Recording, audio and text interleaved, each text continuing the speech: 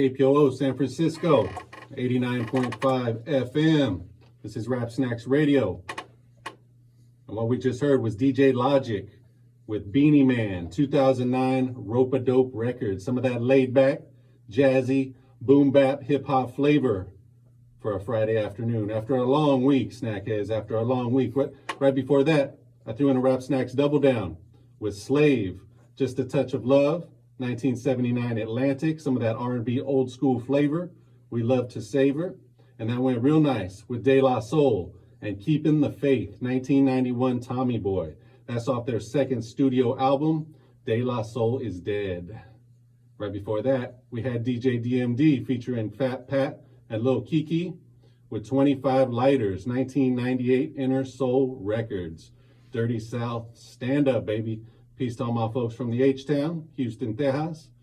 And I love that I'll Be Sure sample in there as well. Right before that, we brought it back to the Bay with The Click and a joint called Sahabs, 1992 Sick With It Records and Tapes. That's E40 and Sugar T, fully representing for the hillside of Vallejo off their legendary album Down and Dirty. Yes, yes, yes.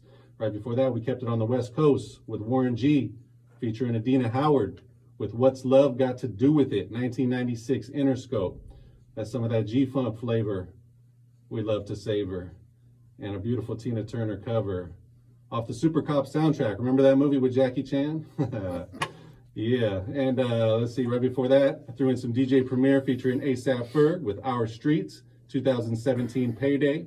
Some of that East Coast hard body karate flavor, yes indeed. And let's see, I threw in some Organized Confusion before that with Who Stole My Last Piece of Chicken. That's the remix on Buttery Vinyl, 1991 Hollywood Basic. And I love that version. Topping off this set, we had the Jungle Brothers with Straight Out the Jungle, 1988 Warlock. Some of that conscious hip hop from the tip top. Yes, indeed. This is Rap Snacks Radio, episode 192, Slow and Steady. And I'm KBZ for Sheezy, that Northern California hip-hop medicine man. And I'm honored to welcome a very special guest to the KPOO airwaves this evening. We got Pastor Ronnie in the house. Pastor Ronnie's a San Francisco native from right here in the Mission District, La Mission, and he has a remarkable story to tell. Welcome to Rap Snacks Radio, good brother. How you doing tonight? Blessed by the best, brother. Nice to be here. Thank you for having me. Absolutely, man. So I'll just kick it off saying we met through Pango, a mutual friend of ours, San Francisco graffiti pioneer who also grew up in the Mission. And do you want to tell folks how y'all got connected? So me and Pingo, we call him Penguin, grew up in the Mission. And we used to be from 24th and Mission together. He was from LTM and I was from SFM. And it was really nice. He was one of the younger generations, but we stayed in contact. And then we kind of separated. I went to prison and he started doing his graffiti more and more, and so we kind of separated. It just actually reunited over the last few years. Nice, brother. Yeah, man. So you've been talking a while about getting you both on, and there was a little bit of confusion, but we got it straightened out. You know what I'm saying? And I'm really honored to have you on the air with me tonight, man. Thank you. It's nice to be on this radio after being on Christian radio, so I look forward to it. Right on, brother. Well, tell us a little bit about the book you wrote. It's your story. Tell us. So I wrote a book about my upbringing in the Mission. It's more of autobiography from going from young gang life to drug dealing life, to prison life, from prison life to the street, back to prison, and then finally meeting the Lord. Getting right with God, and then finding my way into creating a faith-based nonprofit called Saved by Grace Reentry in San Francisco. And it's basically, he geared me back toward the folks that I used to be like. So I go back into the prisons and juvenile halls and share my story and help them in reentry. That's beautiful, man. That's beautiful. How did your program get started? I used to work for Walden House, and Walden House at that time I just got saved, and you couldn't be talking about Jesus at that time, and I ended up getting fired. And I remember praying and saying, so what do I do now? And I just heard start your own business, and I figured what better to do than reach folks that were like me with with the foundation of faith. So I met with some other gentlemen from a couple of other churches, and we formed Saved by Grace. And what happened was we was all supposed to come up with a name, and I came up with the name.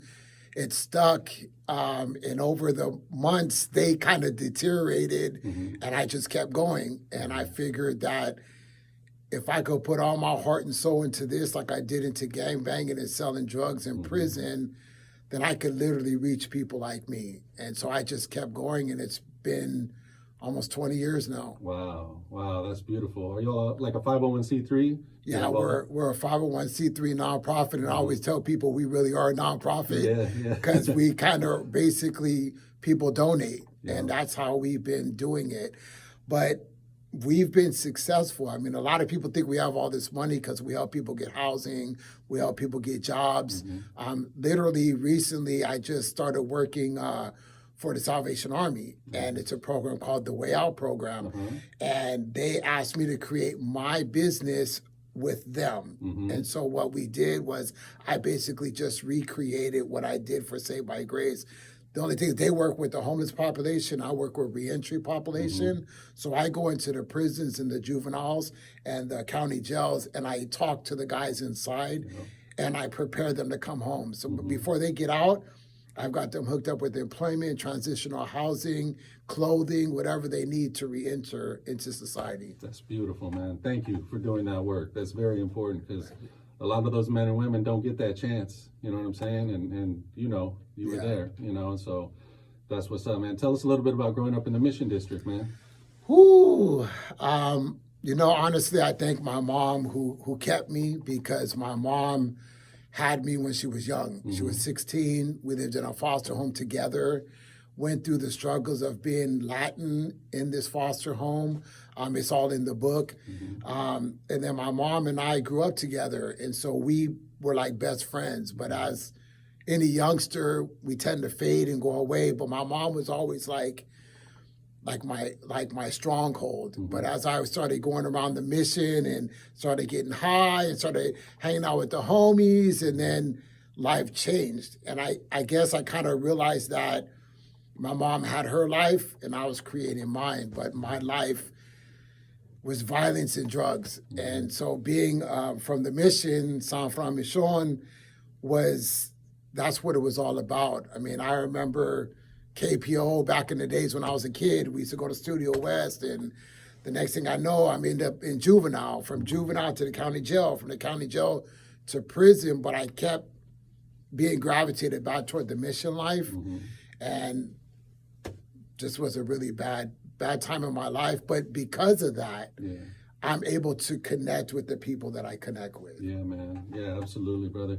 Can you share a little bit of some of those KPOO memories with our listeners from back in the day? Wow, yeah. I remember listening to all the scratches and the old school really good beat that was clean. And we would just listen to KPOO, and then they had the oldie night, and it was like KPOO was the station, you know, and it was like, as I was a kid, that, you know, if you want to hear what's new, what's fresh, you would go to KPOO. And as always, KPOO had those few hours. If you didn't catch those few hours, the beat would change. So, you know, we ended up just really, a lot of the music that I got connected to in the early 80s, late 80s, early 90s, all came from KPOO. I literally still listen to KPOO today. They have a really nice salsa station on Saturdays that I really love listening to. So KPOO has been in my life since I can remember. Nice, man. And you're still in San Francisco? Right now I'm in South San Francisco, but everything I do is in San Francisco, and South San Francisco, like being in San Francisco. But our organization's in San Francisco, and being in the jails in San Bruno, and then I also work in San Francisco. So born and raised in San Francisco. I don't think I'm ever going to get away from San Francisco. That's beautiful, man. I hope to keep more people like you here, man. It's important. You're the roots. You know what I'm saying? The foundation. Tell me a little bit about how you reach folks, especially the younger generations. Well, what I do is when I used to go into juvenile hall, you know, you get those guys that are tough and they think we don't know nothing. You know, who are you? You're not in our generation. And I remind them, I started what you're doing, Mm-hmm. especially with the Latin population. When I see the Latin youth that are really focused on gang banging and there's no respect, there's no morals, there's no code, I remind them that we had a code, we had a respect. There was a level that we carried ourselves around. And I hold myself responsible for going to prison and coming out and not really educating them on changing their life, just changing my life and moving on. So I go back and explain to them that the choices I made at their age sent me to prison. Yeah. I've had dudes from juvenile go to the county and try to hide from me. And then I'd catch them and they'd be like, man, I didn't want to see you because I'm doing exactly what you said. Yeah. And then I go to San Quentin and I'd see them there and I'm like, you're running my race. I'm trying to stop you from running this race. And so the good thing about it is that doesn't happen with all of them. I've had a lot of youngsters who were seriously banging that literally did like a 360-degree turn. Right. I remember there was one kid, he was so messed up that by the time I got to him, he was like, we put him in the Huckleberry House. Yes. And he was mad at me, he hated me. Mm-hmm. And I was trying to save him and his mother because that's all they had. Yeah. And what ended up happening was that young man ended up becoming someone that was working with the mayor's office through another pastor I know, and his whole life changed. He ended up going to State University, being a speaker for the youth, and and I'm just looking at this kid like, I wonder if he remembers me. And I remember seeing him one day, and he gave me this hug, and he goes, "You changed my life." Wow. And wow. so it's those stories that keep me going. Yes, sir. That's beautiful, brother. Yeah, thank you, Pastor Ronnie, for sharing that story. Your book, which I read, you gave me the book and I read it. It's chock full of these stories, man. Yes. And you tell a story about something that happened to you when you were in prison, when you saw the Bible sitting there. Do you want to tell that story?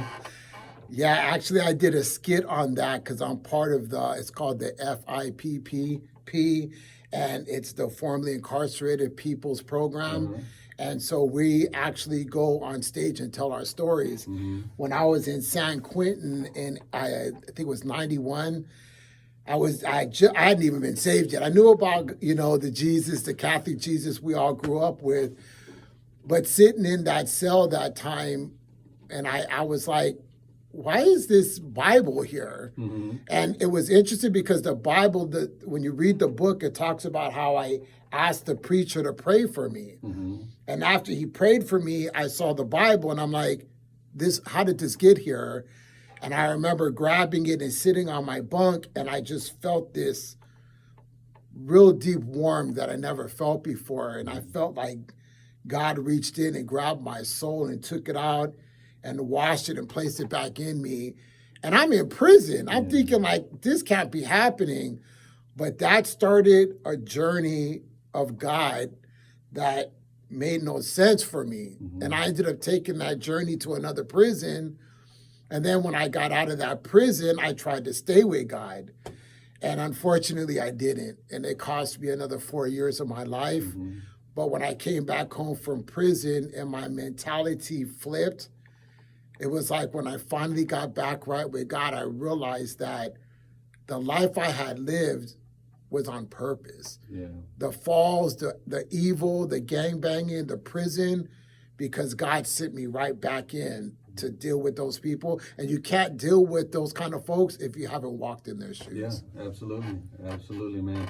Tell us the name of the book and where can folks get it? I Was Lost as a Man and Found by the Son of Man, Jesus. It's on Amazon and Barnes and Nobles. Nice, man. Yeah, it's an incredible story, and it's an autobiography, Mr. Bago. Boy, when you said that earlier, this whole light just went like, whoa, not him. I asked if I could say it on the air. Yeah. Mr. Bago in the house, man. And it's interesting because my mother gave me that name. She used to go, I can't say it, but she goes, Bago, which is someone who's always on the streets. Yes. And that guy, I actually was blessed because when I got older, I had a gang tattoo on my hand, and I was fortunate to get it removed.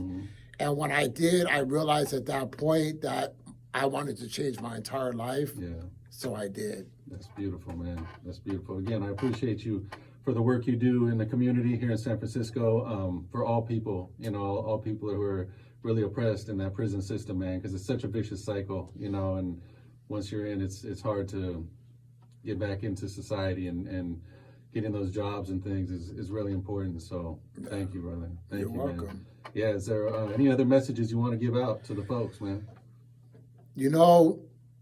People that are incarcerated, juveniles, adults, county, prison, you may not think that God has this power to change you, but he does. And I think that we have to understand that everything that starts in our minds, the way we think. We was trained to think to be a homie. We was trained to think to be a gang member, a drug addict, a drug dealer. Well, once we change the way we think and we put something else in there, we find a different road. And, everybody's faith is different. Mine was Jesus. And I think that if people would stop trying to push people away and actually meet them where they're at, and remember, hey, you was once a kid too, and try to come down to that level, then you could bring that kid out. And you're going to need people like myself that walk to help your kids, to help your nephews, to help your husbands. And that's what Saved by Grace is all about. It's about going into the pit and taking them out and letting them know, hey, we are here to help you. And if you need our help, we are here to help you. And we're connected to so many different resources. And I would love for anybody that needed help, wanted information, please reach out to me. I mean, I would love to help in any way I can. Nice. Tell folks how they can get in contact with you. So we have a website. It's www.savedbygracesf.org. We also are on YouTube at Saved by Grace, Pastor Ronnie. And we have a Facebook page, Saved by Grace Bible Study SF. You can reach out to me through my email is pastor.muniz, M-U-N-I-Z, at AOL.com. Please feel free to reach out. Actually, before I came in tonight, somebody just emailed me that just recently got out of prison and started in juvenile and ended up prison and said, hey, I found you on the website and I need your help. So I'll be dealing with that too. Yeah, that's what's up, man. Pastor Ronnie, Saved by Grace is his organization, San Francisco native, in here doing big things for the community. That's what this is about. Thank you, Pastor Ronnie. Appreciate you coming through, man. Thank you, brother. God bless you. All right, and we got a little track lined up from Run DMC. All right. Down with the King. Amen. Let's do it.